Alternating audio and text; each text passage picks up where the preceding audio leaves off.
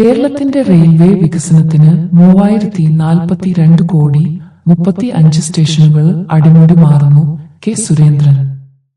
കേരളത്തിന്റെ റെയിൽവേ വികസനത്തിന് കുതിപ്പേകുന്ന നടപടിയാണ് കേന്ദ്ര സർക്കാരിന്റെ ഭാഗത്തു നിന്നും ഉണ്ടാകുന്നതെന്ന് ബി.ജെ.പി. സംസ്ഥാന അധ്യക്ഷൻ കെ സുരേന്ദ്രൻ.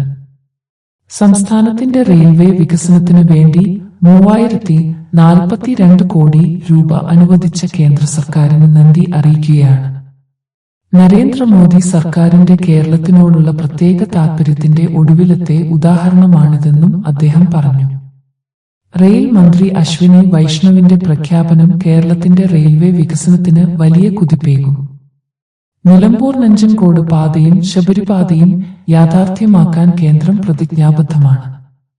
എന്നാൽ സംസ്ഥാന സർക്കാരിന്റെ ഭാഗത്തു നിന്നും നിഷ്ക്രിയത്വമാണുള്ളത്. കേരളത്തിന് 2009 മുതൽ 2014 വരെ യു.പി.എ. സർക്കാരിന്റെ കാലത്ത് ശരാശരി 372 കോടി രൂപ മാത്രമാണ് നീക്കിവച്ചതെന്നിരിക്കെ മോദി സർക്കാർ അധികാരത്തിലെത്തിയ ശേഷം 125 കിലോമീറ്റർ പാത നിർമ്മിച്ചതായും 493 കിലോമീറ്റർ വൈദ്യുതീകരിച്ചതായും റെയിൽ മന്ത്രി പറഞ്ഞു. സംസ്ഥാനം പൂർണ്ണമായും വൈദ്യുതീകരിച്ചെന്നും അദ്ദേഹം വ്യക്തമാക്കി.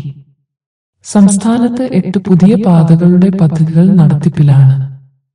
419 കിലോമീറ്റർ ആകെ ദൂരം വരുന്ന ഈ പദ്ധതികൾക്കായി 12,350 കോടി രൂപ ചെലവ് പ്രതീക്ഷിക്കുന്നുണ്ട്.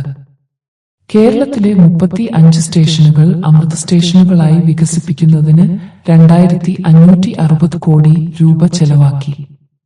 2014 ശേഷം 114 റെയിൽ ഫ്ലൈ ഓവറുകളും പാലങ്ങളും അടിപ്പാതകളും നിർമ്മിച്ചു.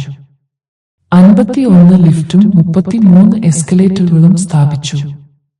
120 സ്റ്റേഷനുകളിൽ വൈഫൈ സംവിധാനം കൊണ്ടുവന്നു. 2 വന്ദേ ഭാരത് ട്രെയിനുകൾ സർവീസ് നടത്തുന്നതും സംസ്ഥാനത്തിന് മുന്നേറ്റമാണ്.